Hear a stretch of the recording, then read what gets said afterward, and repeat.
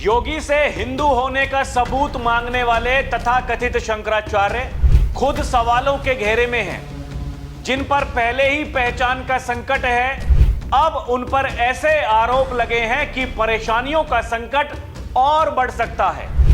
स्वामी ने योगी को 40 दिनों का अल्टीमेटम दिया था। 10 दिन बीत चुके हैं, 30 दिनों का समय बचा है। योगी अपना काम कर रहे हैं। किसी की बकवास से उन्हें कोई फर्क नहीं पड़ता, क्योंकि उनके साथ समूचा हिंदुस्तान खड़ा है। योगी महंत हैं और सीएम भी हैं। योगी के पास समाज हित में करने के लिए बहुत सारे काम हैं, जबकि स्वामी, जिन पर पहचान का संकट है, वो बेचैन हैं, मीडिया के सामने आकर नए नए बयान दे रहे हैं।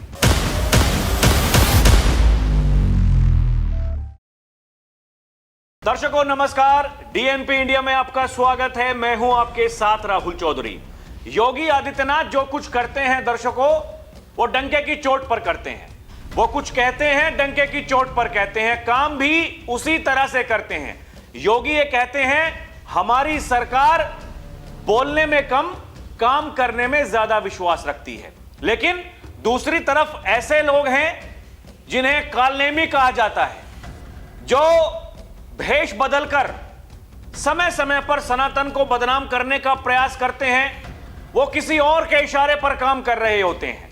वो लोग जो लंबे समय से विपक्ष में बैठे हैं, विरोधी हैं, क्योंकि उनकी दुकानों पर ताला लग चुका है, क्योंकि आज उन्हें कोई पूछने वाला है नहीं, क्योंकि वो जिस मंशा के साथ काम कर रहे थे, अब उनकी मंशाएं पूरी नहीं हो रही हैं। तो वो ऐसे लोगों को सामने करते हैं जहां उन्हें कुछ आशा होती है कि भाई हम तो कुछ नहीं कर पाए, लेकिन इन भाई साहब को आगे कर देते हैं कि शायद कुछ भला हो जाए। वो अपना इतिहास भूल जाते हैं। हमने अपने समय में क्या किया था, हमने अपने समय में कैसे उस तथाकथित शंकराचार्य का सिर खोल दिया था, वो सब अतीत की बातें वो लोग मानते हैं। वो कहते हैं ठीक है भाई, जो कुछ हो गया, हमें क्या फर्क पड़ता है, हमने तो माफी मांग ली थी। कुछ लोग ये सोच रहे थे कि माफी मांग लेंगे योगी आदित्यनाथ। वो लोग मुगालते में थे, गलत फहमी में थे, क्योंकि ये खबरें तो बार बार चली दर्शकों कि प्रशासन वो स्वामी जी के संपर्क में है, प्रशासन माफी मांगने को तैयार है, प्रशासन उनको खुद लेकर के जाएगा। पहले जब वो माघ मेले में थे तभी ये खबरें सामने आई थी कि प्रशासन ने नोटिस दिया है और कहा है कि जी हम स्वामी जी आपको लेकर के चलेंगे, कंधे पर बिठा करके आपको वहां स्नान कराएंगे। फिर जब वो चले गए वहां से काशी अपने मठ में, तब भी ये खबरें आई कि प्रशासन संपर्क में है, वो काशी से लेकर के जाएगा पालकी में बिठा करके इतनी दूर, यानी वैनिटी वैन में नहीं, वो करोड़ों की वैनिटी वैन जिसमें रहे माघ मेले में स्वामी अभिमुक्तेश्वरानंद, नहीं जी आपको पालकी में बिठा करके ले चलेंगे। दर्शकों ये सारी की सारी बातें ये मीडिया में खबरें छपती रही। लोग देखिए, इसमें लोगों का मनोरंजन भी हो रहा था। जो मौज लेने वाले लोग हैं वो तो मौज ही ले रहे थे। वो तो ये कह रहे थे कि देखिए भाई, अब तो योगी आदित्यनाथ के खिलाफ में देखिए कौन कौन खड़ा नहीं हो गया है, अब तो उनकी परेशानियां बढ़ेंगी, अब तो योगी आदित्यनाथ जी को माफी मांगनी ही पड़ेगी, और माफी नहीं भी मांगेंगे तो फिर उनकी कुर्सी पर पहचान का संकट खड़ा हो सकता है। लेकिन पहचान का संकट उन्हीं के सामने है दर्शकों, जिन पर लंबे समय से वो संकट मंडरा रहा है। और अब जैसे कि मैंने आपको बताया कि ऐसे ऐसे आरोप लगे हैं, वो आरोप दर्शकों अगर कोई प्रथम दृष्टया उनको देखे तो अपना माथा पीट ले, वो ये कहे कि ये कैसे हो सकता है। ये आप समझिए दर्शकों, ये पूरा का पूरा खेल क्या है। कौन है वो लोग जो एक सीएम की छवि को धूमिल करना चाहते थे और आज वो खुद, उनका पर्दाफाश हो चुका है, वो लोग एक्सपोज हो चुके हैं। अब आप सोचिए, ये यही उत्तर प्रदेश की धरती पर हो रहा है, इस देश की धरती पर हो रहा है। माघ मेले में वो कितने श्रद्धालु आए, खुद बताया योगी आदित्यनाथ ने, 21 करोड़ से ज्यादा श्रद्धालु उन्होंने आस्था की डुबकी लगाई है। किसी को कोई दिक्कत नहीं हुई, लेकिन एक व्यक्ति ऐसा है जिसको दिक्कत हो रही थी, जिसको दिक्कत हो रही थी दर्शकों। और यह दिक्कत केवल 1, 2, 3 दिन तक सीमित नहीं रही, यह मामला बढ़ता चला गया, इतना बढ़ा कि जब माघ मेला छोड़ करके गए, लोगों को लगा कि मामला शांत हो जाएगा, लेकिन मामला शांत नहीं हुआ। वहां जाकर भी मीडिया वालों को बुला करके नए नए बयान 2-3 दिन बीच में बीतते हैं, ये फिर भाई साहब का एक नया बयान आ जाता है। अभी आपको बताऊंगा दर्शकों पूरी की पूरी कहानी, ये कहां से इसकी शुरुआत हुई थी और कहां जाकर के ये थमेगी। समझिए, शुरुआत हुई थी और थमेगी, इसमें बहुत अंतर है। लेकिन फिलहाल स्वामी जी पर क्या आरोप लग रहे हैं दर्शकों, यह बहुत बड़ी बात है। ये देखिए, शंकराचार्य स्वामी अविमुक्तेश्वरानंद, उनके खिलाफ मोर्चा खोल दिया है आशुतोष ब्रह्मचारी महाराज ने। बताया जा रहा है जगत गुरु रामभद्राचार्य के शिष्य आशुतोष ब्रह्मचार्य महाराज ने शंकराचार्य स्वामी अविमुक्तेश्वरानंद के शिविर में बच्चों के यौन शोषण का आरोप लगाया है। दर्शकों ये देखिए, मीडिया रिपोर्ट्स में यही छपा है। 8 फरवरी को प्रयागराज की स्पेशल पोक्सो कोर्ट में शिकायत दायर करके कहा गुरुकुल की आड़ में वो बाल उत्पीड़न करते हैं। अपने आरोपों की पुष्टि के लिए आशुतोष ब्रह्मचारी ने 2 बच्चों को भी कोर्ट में पेश किया। उन्होंने कहा अविमुक्तेश्वरानंद अवैध गतिविधियों में शामिल है, उनके पास आय से ज्यादा संपत्ति है, इसकी निष्पक्ष जांच कराई जाए। कोर्ट के नोटिस पर अविमुक्तेश्वरानंद के वकील ने 10 फरवरी को जवाब दाखिल किया।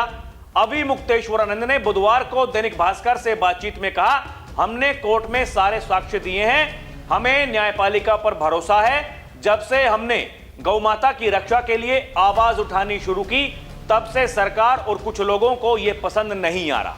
यानी उनके ऊपर जो आरोप लग रहे हैं, अब वो ये कह रहे हैं क्योंकि प्रशासन मेरे खिलाफ है, योगी आदित्यनाथ मेरे खिलाफ हैं, इसलिए मुझे जानबूझकर परेशान किया जा रहा है, मेरी छवि को धूमिल किया जा रहा है। जबकि आरोप लगाने वाले ये आशुतोष ब्रह्मचारी महाराज हैं, इन्होंने आरोप लगाए हैं। दर्शकों ये देखिए, शंकराचार्य अविमुक्तेश्वरानंद का जगतगुरु रामभद्राचार्य पर, अब शंकराचार्य ने वापस जो जगतगुरु हैं रामभद्राचार्य, उन पर आरोप लगा दिए हैं और कहा कि ये मुझे बदनाम करने की साजिश रच रहे हैं। ये मीडिया रिपोर्ट्स में छपा है दर्शकों। यानी जब इनके ऊपर आरोप लगे, इन्होंने जगत गुरु रामभद्राचार्य पर आरोप लगा दिए कि उनके शिष्य जो हैं वो खुद मिलकर के, क्योंकि वो सरकार से मिले हुए हैं, वो योगी जी के मित्र हैं, वो मोदी जी के मित्र हैं, इसलिए मेरी छवि को धूमिल करने का प्रयास किया जा रहा है। अब देखिए दर्शकों, अब 20 फरवरी को दोनों पक्षों के वकील कोर्ट में पेश होंगे। चित्रकूट की श्री तुलसी पीठाधीश्वर जगतगुरु रामभद्राचार्य के शिष्य आशुतोष ब्रह्मचारी श्री कृष्ण जन्मभूमि बनाम शाही मस्जिद ईदगाह के मुख्यवादी और पक्षकार भी हैं। माघ मेले में हुए विवाद के बाद रामभद्राचार्य और अविमुक्तेश्वरानंद आमने सामने आ गए थे। ये भाई साहब अब क्या कह रहे हैं, जिनके ऊपर पहचान का संकट है, ये कह रहे हैं पहले हमें अपमानित किया गया, हमारे लोगों को धमकाया, मारपीट की गई, जब उससे भी बात नहीं बनी तब घिनौने आरोप लगाए गए, ऐसे आरोप जिनकी कल्पना भी सभ्य समाज नहीं कर सकता, लेकिन सत्य को आंच नहीं आएगी। ये कह रहे हैं सत्य को आंच नहीं आएगी। ये 24 जनवरी यानी मौनी अमावस्या के 6 दिन बाद आशुतोष महाराज ने प्रयागराज के पुलिस कमिश्नर से अविमुक्तेश्वरानंद की 2 शिकायतें की थी। पहली शिकायत में आरोप लगाया अविमुक्तेश्वरानंद ने शिविर और गुरुकुल में नाबालिग बच्चों को रखा है, उनसे निजी सेवा, भीड़ जुटाने, कार्यक्रमों और पालकी उठवाने जैसे काम कराए जाते हैं। बच्चों का यौन शोषण होने की भी आशंका है। माघ मेले जैसे बड़े आयोजनों में भी बच्चों से यह काम कराया गया।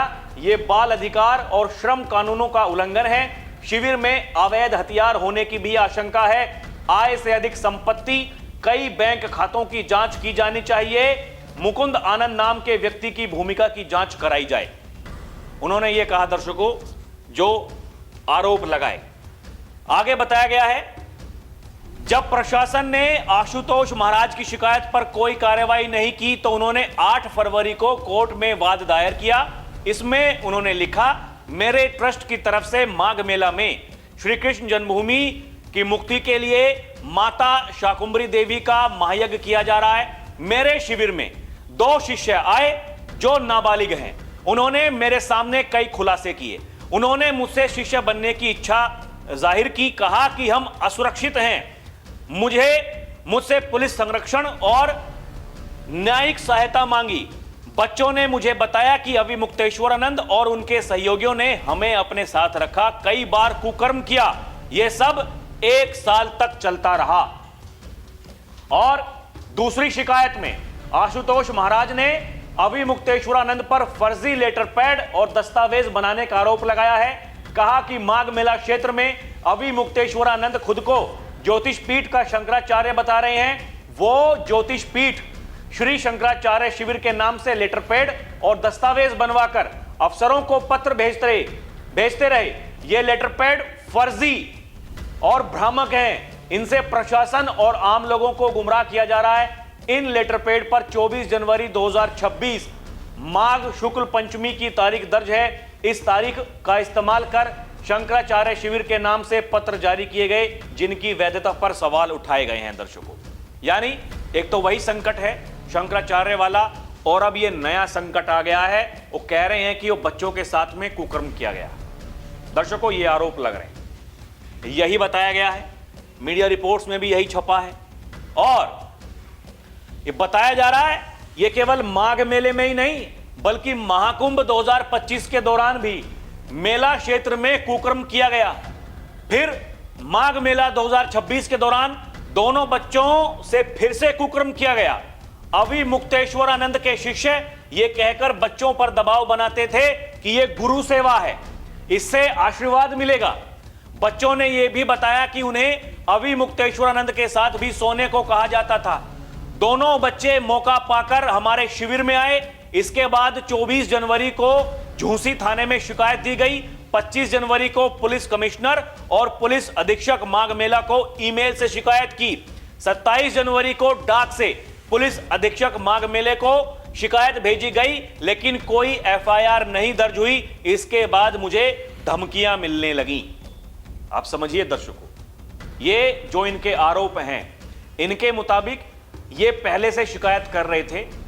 वो चिट्ठी भी भेजी, ईमेल भी किया और बताया गया कि वहां पर जाकर के भी शिकायत दर्ज कराई। लेकिन अब देखिए यहां प्रशासन का मामला कितना गंभीर हो जाता है। जो लोग प्रशासन पर आरोप लगा रहे थे, योगी आदित्यनाथ पर आरोप लगा रहे थे, आप समझिए अगर किसी से बदला ही लेना हो, इस भावना से अगर काम करना हो, तो अभी तक तो पता नहीं क्या क्या हो जाता। समझिए दर्शकों, लेकिन क्योंकि भाई जो आरोप लग रहे हैं वो सच हैं झूठ हैं, ये ना तो प्रशासन को पता, ना बाबा को पता, ये किसी को नहीं पता, ना हमें पता। पता है तो स्वामी को पता है, और पता है तो जो आरोप लगा रहे हैं उन्हें पता है कि ये झूठ हैं या फिर ये सच हैं। लेकिन दर्शकों, ऐसे आरोप लग रहे हैं और ये बहुत बड़े आरोप हैं। और जो प्रशासन को बदनाम कर रहे थे अभी तक कि जी प्रशासन ने हमें नोटिस दे दिया, जानबूझकर हमें परेशान किया जा रहा है, ये सब कुछ हो रहा है योगी आदित्यनाथ के कहने पर हो रहा है। अगर किसी से मतलब बदला लेने वाली बात ही करनी हो दर्शकों, तो बदला लेने के लिए इससे बढ़िया और क्या मौका हो सकता है, समझिए। लेकिन क्योंकि ये बात इतनी बड़ी है कि भाई साहब कोर्ट ही इस पर कोई आदेश जारी करे, क्योंकि कोर्ट ने ही आदेश जारी किया था कि आपका पट्टाभिषेक नहीं हो सकता है तथा कथित शंकराचार्य जी। लेकिन भाई मानने को तैयार है नहीं। भाई तो लिखता है, भाई लिखता है, भाई प्रेस कॉन्फ्रेंस भी करता है। भाई को यह लगता है मैं जो कर रहा हूं बस वही ठीक है, मैं ही भगवान हूं। वो सब कुछ शक्तियां ऐसा लगता है कि उन्होंने अपने भीतर पाली हैं और उनके अनुसार पूरी दुनिया गलत है, केवल वो ठीक है दर्शकों, ये उन्हें लगता है। इसी में आगे बताया गया दर्शकों। अब ये आशुतोष महाराज कौन है? आशुतोष ब्रह्मचारी महाराज का जन्म शामली जनपद के कांधला कस्बे के एक पंडित परिवार में हुआ था। इनके पिता राजेंद्र पांडे दिल्ली रोड पर चलने वाली प्राइवेट बसों में कंडक्टर का काम करते थे और ये कांधला के प्राचीन शाकुंभरी सिद्धपीठ मंदिर की कमेटी से जुड़े थे। वर्तमान में वो प्रबंधक भी हैं। इन्हीं के परिवार के चाचा प्रदीप पांडे मंदिर में पुजारी हैं। 2022 में उन्होंने जगत गुरु राम भद्राचार्य से दीक्षा ली थी। इसके बाद से वो सन्यासी जीवन जी रहे हैं। ये उनकी पहचान है जो बताया जा रहा है। और जो उन्होंने आरोप लगाए दर्शकों, वो आरोप आपके सामने है। अब आप देखिए इसकी शुरुआत दर्शकों वो कब हुई थी? वो जब तथाकथित शंकराचार्य जी मानने को तैयार नहीं थे, जब प्रशासन उनसे ये कह रहा था कि जी देखिए आप पहले ही बहुत तांडव कर चुके हैं, 3 घंटे से रास्ता जाम है, जो श्रद्धालु आए हुए हैं उनको दिक्कत हो रही है, आप पैदल चले जाइए, आपके जो ये शिष्य हैं, छोटे छोटे बच्चे, ये ऑन ड्यूटी पुलिस वालों के कॉलर पकड़ रहे हैं, ये छोटी बात नहीं है दर्शकों। फिर उसके बाद में प्रशासन ने जब सवाल किए कि भाई साहब बताइए, जब सुप्रीम कोर्ट नहीं मानता तो फिर हम क्यों माने कि आप शंकराचार्य हैं, उन्होंने कहा सुप्रीम कोर्ट तय नहीं करेगा कौन शंकराचार्य है कौन नहीं है। यह स्वामी अविमुक्तेश्वरानंद का कहना था दर्शकों। उनका यह कहना है सुप्रीम कोर्ट तय नहीं करेगा, प्रधानमंत्री तय नहीं करेगा, राष्ट्रपति तय नहीं करेगा, कोई मुख्यमंत्री तय नहीं करेगा, मुख्यमंत्री की पुलिस तय नहीं करेगी, केवल मैं तय करूंगा। उस भाई को लगता है मैं हूं बस जो कुछ है। दर्शकों, वो बड़े हमारे पूर्वज ये कहते थे, जिस इंसान को ये लगने लगे मैं जो कर रहा हूं, मैं जो कह रहा हूं वही सब ठीक है, तो फिर उसकी दुर्गति तय है। हमें जब हम छोटे थे हमें यह बताया गया किसी भी इंसान को इतना घमंड अपने ऊपर नहीं होना चाहिए, उसको यह लगने लगे मैं ही सबसे ऊपर हूं, तो फिर दिक्कत हो सकती है। दर्शकों, फिर जब दूसरा नोटिस दिया गया और कहा कि देखिए जी आप बिना अनुमति के वहां पर पहुंचे, जो आपके शिष्य थे उन्होंने पुलिस वालों से बदतमीजी की, तो फिर उसका जवाब दिया गया नहीं, पुलिस वाले ही बदतमीजी कर रहे थे। वो वीडियो में साफ साफ दिखाई दे रहा है शुरुआत किसने की, पुलिस वाले कैसे अपील कर रहे थे, लेकिन क्योंकि प्रशासन को बदनाम करना था इसलिए वहां पर यह तांडव चलता रहा। 10, 11, 12 दिनों तक कहा कि जी हम धरने पर बैठे हैं, हम खाना नहीं खाएंगे, हम पानी नहीं पिएंगे, हम कुछ नहीं करेंगे, जब तक योगी आदित्यनाथ माफी नहीं मांगेंगे। योगी आदित्यनाथ ने माफी नहीं मांगी। योगी आदित्यनाथ ने कहा कुछ काल नेमी आएंगे, सनातन को बदनाम करने की कोशिश करेंगे धर्म की आड़ में, उनसे सावधान होने की जरूरत है। सावधान होने की जरूरत उन्होंने बताई।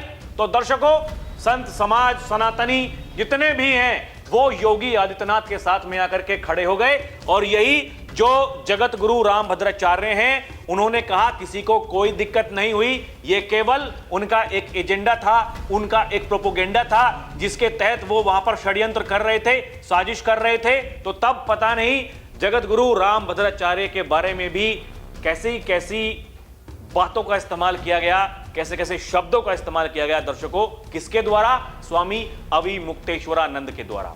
अब बताइए उनको कोई कैसे कहे कि ये शंकराचार्य हैं, उन्हें यह नहीं पता उन्हें क्या कहना है। वो कहते हैं कोई भी विकलांग व्यक्ति वो संत नहीं बन सकता। अब आप बताइए कि कितना विवेक है उनके भीतर, और किसके इशारे पर वो बोल रहे थे, वो कौन उनको समझा रहा था, क्योंकि उन्हें तो यह लग रहा है जो योगी आदित्यनाथ उनके प्रशासन की तारीफ कर रहे हैं वो सब लोग योगी आदित्यनाथ के मित्र हैं, वो उनके दोस्त हैं, इसलिए भाई वो तो उनकी पैरवी करेंगे ही। समझिए दर्शकों, कहानी को आप समझिए। इसीलिए ये जो सिलसिला शुरू हुआ 18 जनवरी से लेकर के 28 जनवरी तक, पहले वहां जो धक्का मुक्की हुई, उसके बाद में प्रशासन ने नोटिस जारी किया, फिर वो शंकराचार्य के समर्थन में किसी ने कहा कि जी देखिए हमने तो इस्तीफा दे दिया, कोई फोन पर बात कर रहा था, कोई वहां खुद पहुंच गया, राजनेताओं की फौज वहां पहुंच गई। दर्शकों, शंकराचार्य जी हम आपके साथ में हैं, देखिए तो अनर्थ हो गया। पूरी कहानी चलती रही, और फिर जिस दिन वहां से चले तो के जी मैं तो बड़े दुखी मन से जा रहा हूं, और नेताओं के भी बड़े बड़े ट्वीट्स आए, अरे ये तो सदियों से चली आ रही परंपरा थी, अनादिकाल से, ऐसा कैसे हो गया। एक मुख्यमंत्री है जो अकड़ में रहता है, बुलडोजर चलाता है, वो कैसी बात कर रहा है, वो माफी नहीं मांग रहा है। ये सब कुछ चलता रहा दर्शकों, और यही वो कहानी थी कि जब वहां से चले गए और जाते जाते ये कह करके गए, और उस दिन जो वहां शिविर लगा था वो मुलायम सिंह यादव जी के नाम पर वहां जाकर के प्रसाद बांटा और कहा कि वक्त बताएगा किसकी जीत हुई और किसकी हार हुई। फिर जब आए अपने वहां पर मठ में, तो वहां आकर के कहा योगी को 40 दिनों के भीतर यह बताना पड़ेगा वो हिंदू कैसे है। आज भी यही कह रहे हैं कि जी 10 दिन तो बीत गए, 30 दिन बचे हैं और हम साबित कर देंगे योगी हिंदू है नहीं। ये देखें ना दर्शकों, ये जिस तरीके से वो भिड़े, और उन्होंने स्वामी रामभद्राचार्य की बात को मानने से बिल्कुल इंकार कर दिया और कहा कि उनकी बात मत करिए, वो दोस्ती निभा रहे हैं, उनको लोग गंभीरता से नहीं लेते हैं क्योंकि वो कुछ भी बोलते हैं, वो हमारे कुल का है ही नहीं। अगर हमारे कुल का होता तो उसको हमारा दर्द होता। जहां तक पालकी की बात है, पेशवा भी हमारी पालकी उठवाकर लाते थे। यह उनका तर्क था दर्शकों, और आज भी वो यही बात कह रहे हैं, आज भी यही की यही रट उन्होंने लगाई हुई है। दर्शकों, ये जब मैं बार बार कहता हूं कि पहचान का संकट है शंकराचार्य पर, वो पहचान का संकट क्यों है, तो मैंने सोचा कि क्यों ना आज आपको इसकी भी जानकारी दी जाए। पता नहीं आपको जानकारी है नहीं है, लेकिन हम लगातार ये कह रहे हैं कि जब सुप्रीम कोर्ट नहीं मानता तो भाई साहब हम भी नहीं मानेंगे, हम भी नहीं लिखेंगे शंकराचार्य, हम कहेंगे तथा कथित शंकराचार्य। देखिए एक कहानी देखिए, ये पूरा का पूरा विवाद है क्या। 8 अप्रैल 1989 ज्योतिष पीठ के वरिष्ठ संत बोधश्रम के निधन के बाद स्वरूपानंद सरस्वती ने खुद को उनका उत्तराधिकारी घोषित कर दिया। ये भाई साहब ठीक। फिर 15 अप्रैल 1989 को ज्योतिष पीठ के वरिष्ठ संत शांतानंद जी ने वासुदेवानंद सरस्वती जी को अपना उत्तराधिकारी घोषित कर दिया। अब एक ही पीठ के 2 शंकराचार्य हो गए। कौन? एक स्वरूपानंद सरस्वती और एक वासुदेवानंद सरस्वती। ये दोनों एक ही पीठ के, ज्योतिष पीठ के 2 शंकराचार्य हो गए। ठीक है जी। फिर क्या हुआ? 2017 में इलाहाबाद हाईकोर्ट ने स्वरूपानंद सरस्वती और वासुदेवानंद सरस्वती दोनों को ही शंकराचार्य मानने से इंकार कर दिया। इलाहाबाद हाईकोर्ट ने, कोर्ट ने कहा कोई भी योग्य उत्तराधिकारी नहीं है, मामले में सुप्रीम कोर्ट के अंतिम निर्णय का इंतजार किया जाएगा। विवाद चलता रहा और 11 सितंबर 2022 को संत स्वरूपानंद सरस्वती का निधन हो गया। उसके बाद अविमुक्तेश्वरानंद ने अगले दिन खुद को शंकराचार्य घोषित कर दिया। समझिए, जो इनके गुरु थे, इलाहाबाद हाईकोर्ट ने उनको भी शंकराचार्य मानने से इंकार कर दिया था, कहा कि आप योग्य हैं ही नहीं, यानी पहचान का संकट उन पर भी था। और इन भाई साहब ने उनके निधन के बाद खुद को शंकराचार्य घोषित कर दिया। अब अगर आज मैं कहूं दर्शकों, मैं राहुल चौधरी, मैं शंकराचार्य हो गया, ऐसा हो सकता है क्या? मुझसे बड़ा मूर्ख कौन होगा अगर मैं ऐसी बातें करूंगा? मेरी छोड़िए, और भी जो साधु संत हैं, कोई भी आकर के ये दावा करने लगे, क्या उनके दावे करने से ये सच हो जाएगा क्या? इलाहाबाद हाई कोर्ट ने नहीं माना। उसके बाद में जो इनके गुरु थे उनका निधन हो गया। निधन के बाद में इन्होंने कहा मैं हूं शंकराचार्य, और कहा कि मैंने तो अगले ही दिन और मेरा पट्टाभिषेक हो गया था। देखिए आप, फिर 16 अक्टूबर 2022 को सुप्रीम कोर्ट ने अविमुक्तेश्वरानंद के पट्टाभिषेक और छत्र चंवर के इस्तेमाल पर रोक लगा दी। रोक लग गई। जो मामला था शंकराचार्य होने का वो खत्म। इसलिए प्रशासन ने कहा कि जी जब सुप्रीम कोर्ट नहीं मानता हम कैसे मान लें। और भी जो साधु संत हैं वो ये कहते हैं कि हम नहीं मानते जी, वो है ही नहीं। वो उनके बारे में ऐसी ऐसी बातें कहते हैं दर्शकों, ऐसी ऐसी बातें कहते हैं कि पता नहीं कितने गड़बड़ घोटाले उन्होंने किए हुए हैं। कोई ये कहता है जब राम मंदिर बन रहा था, उसकी बनने की बात चल रही थी, तो इन्होंने वो चंदा इकट्ठा कराया, पता नहीं कितना सोना वो इनके पास में है। ये सब आरोप इनके पास, इनके ऊपर लगते हैं, क्योंकि राम मंदिर तो बन गया भाई, वो तो ट्रस्ट अलग बना था, जनता के पैसे से राम मंदिर बना है। लेकिन राम मंदिर के नाम पर जो इन्होंने सोना इकट्ठा किया वो कहां है? लोग ये सवाल पूछते हैं, उसका जवाब ये नहीं दे पाते। ये वो सारे सवाल हैं दर्शकों जो आम लोग जानना चाहते हैं, जिनको ये जिज्ञासा होती है कि भाई साहब ऐसा कैसे हो सकता है, ये मुमकिन कैसे है। और भाई अभी भी मानने को तैयार है नहीं।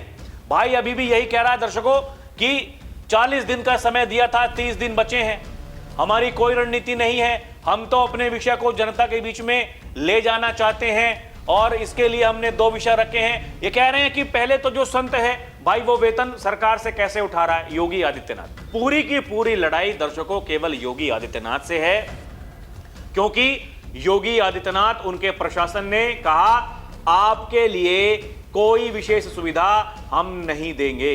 वीआईपी प्रोटोकॉल यहां पर नहीं चलेगा। जैसे और साधु संत आ रहे हैं, आस्था की डुबकी लगा रहे हैं, आपको भी ऐसे ही जाना पड़ेगा। लेकिन यह भाई था कि यह मानने को तैयार नहीं। भाई को केवल अपनी ही लगी है, मैं हूं बस जो कुछ हूं, जो मैं कहूंगा वही ठीक है, जो मैंने कर दिया वही ठीक है, जो मैं करूंगा वही ठीक है। अब आप बताइए, इससे बड़ा मूर्खतापूर्ण कोई सवाल हो सकता है क्या कि कोई योगी आदित्यनाथ को यह कहे कि वो हिंदू नहीं है? योगी आदित्यनाथ हिंदू नहीं है, भाई साबित करने पर तुला हुआ है। और यही देखिए, और दूसरा ये कहते हैं कि भाई देखिए, आप ये भगवा कपड़े पहनते हैं और काम मुख्यमंत्री का करते हैं, और आपके प्रदेश से वो गाय का मीट निर्यात होता है। और इस बारे में जो पशुपालन मंत्री हैं वो आकर के बयान दे चुके, कई बड़े बड़े बुद्धिजीवी हैं, जानकार, जिन्होंने आरटीआई करके इसका जवाब मांगा। उन्होंने कहा होता ही नहीं भाई, जब कोई चीज होती नहीं तो उसको कैसे कह देंगे आप? और जो अवैध बूचड़ खाने थे वो पहले ही बंद हो चुके हैं। सबसे पहले योगी आदित्यनाथ की सरकार ने जब वो सत्ता में आए, उन्होंने यही किया कि प्रदेश में जितने भी अवैध बूचड़ खाने हैं उनको बंद करो, बंद करो। जहां गाय गौवंश उनको काटा जाता है उनको बंद करो। आज भी जो लोग ऐसी असामाजिक गतिविधियों में लिप्त हैं उनके खिलाफ कार्रवाई की जाती है, एनएसए लगाया जाता है। लेकिन क्योंकि इनको अपनी राजनीति चमकानी है, ये इसलिए ये कह रहे हैं कि हमारे दो ही विषय हैं, एक कि मुख्यमंत्री को या तो मुख्यमंत्री पद छोड़ देना चाहिए, अगर वो कहते हैं कि वो संत हैं, महंत हैं, तो फिर उन्हें मुख्यमंत्री पद छोड़ देना चाहिए। उन्हें सरकारी पैसा जो उनको तनख्वाह मिलती है मुख्यमंत्री के रूप में वो नहीं मिलनी चाहिए, ये कहते हैं स्वामी जी। कभी इनको केशव प्रसाद मौर्य को मुख्यमंत्री बनाना होता है, कभी ये कहते हैं कि 40 दिनों में अगर योगी आदित्यनाथ वो साबित कर देंगे कि वो हिंदू हैं तो फिर हम उनका नाम बढ़ा देंगे प्रधानमंत्री के लिए। अब आप समझिए दर्शकों, एक व्यक्ति वो दोहरी बात कैसे कर सकता है? एक तरफ समझिए, एक तरफ ये कह रहे हैं कि वो पैसा नहीं ले सकते, वेतन भोगी नहीं हो सकते, समझिए, और दूसरी तरफ ये कह रहे हैं कि अगर उन्होंने हमारी बात मान ली तो वो उनका नाम प्रधानमंत्री के लिए आगे बढ़ा देंगे, मुख्यमंत्री से सीधे प्रधानमंत्री बनवा देंगे। तो क्या तब सरकारी पैसा नहीं मिलेगा? क्या तब भगवा कपड़े पहन करके नहीं चलेंगे योगी आदित्यनाथ? यह सब समझ का फर्क है दर्शकों। आम व्यक्ति वो भी इस बात को सोच सकता है, और ये तो कहते हैं कि भाई हम शंकराचार्य हैं, हम तो जो कह रहे हैं बस वही ठीक है। दर्शकों, ये खलीफा बता रहे हैं मुख्यमंत्री योगी आदित्यनाथ को, समझिए। पत्रकारों ने जब सवाल पूछा आपने मुख्यमंत्री को खलीफा क्यों कहा, तो ये कहते हैं जो व्यक्ति मुसलमानों में राजा होता है, धर्मगुरु भी होता है, उसका नाम खलीफा होता है। ये खलीफा पद्धति मुसलमानों में है, हमारे हिंदुओं में ये पद्धति नहीं है। हमारे यहाँ राजा अलग होता है, गुरु अलग होता है। हिंदुओं में ये क्यों किया जा रहा है कि राजा होगा वही गुरु भी होगा? इसका मतलब है हिंदुओं का मुसलमानी शैली को प्रवेश कराया जा रहा है, ये अस्वीकार्य है। हम कुछ नहीं कह रहे, हम आपको बता रहे हैं कि देखिए वो एक मठ के महंत हैं, वो गद्दी नशीन हैं, मुख्यमंत्री हैं, मेहनती कहते हैं, वो गेरुआ कपड़ा कहता है कि एक भी प्राणी का वध मत करो, ठीक है, और मुख्यमंत्री का पद कहता है कि करोड़ों मारकर बेच लो, रेवेन्यू बढ़ाओ, अपना राजस्व बढ़ना चाहिए। यानी अगर उत्तर प्रदेश दर्शकों उसका रेवेन्यू बढ़ रहा है तो इनके मुताबिक वो केवल वो मीट निर्यात करके ही बढ़ रहा है। ये कहना है स्वामी अविमुक्तेश्वरानंद का। इतनी इनकी समझ है, इतनी बात ये कहते हैं। कभी मुख्यमंत्री किसी को बनना चाहिए, प्रधानमंत्री किसी को बनना चाहिए, कभी योगी को सैलरी नहीं मिलनी चाहिए, कभी ये कहते हैं कि देखिए ये कैसे हो सकता है, जो आदमी संत है वो मुख्यमंत्री कैसे बन सकता है? वो या तो अपना संत का काम करे, मेहनत का काम करे, या फिर मुख्यमंत्री का काम करे। तो आप समझिए, इनको अच्छा लगना चाहिए कि बुरा लगना चाहिए? भाई कोई संत समाज, कोई महंत है और वो मुख्यमंत्री बन गया है, मुख्यमंत्री बन के उसने उत्तर प्रदेश की काया पलट कर दी है। तो इनको खुशी होनी चाहिए उस बात से, या फिर इनको बुरा लगना चाहिए? और बुरा लगना चाहिए तो फिर बुरा क्यों लगना चाहिए, क्या कारण है? वो इसका मतलब किसी और पार्टी के इशारे पर काम कर रहे हैं, इसका मतलब है कोई उनके कान में फूंक रहा है, जो ये बात चल रही है वो सच है। किसी को क्या मतलब होना चाहिए? अरे आप धर्म गुरु हैं, आप जो सनातन को मानने वाले हैं उनको अपने धर्म के बारे में बताइए, उनको बताइए ये ठीक है, ये गलत है, ये होना चाहिए, ये नहीं होना चाहिए। अब किसको मुख्यमंत्री बनना चाहिए, किसको प्रधानमंत्री बनना चाहिए, ये कैसे निर्धारित हो सकता है? तो दर्शकों, कहानी पूरी की पूरी यही है।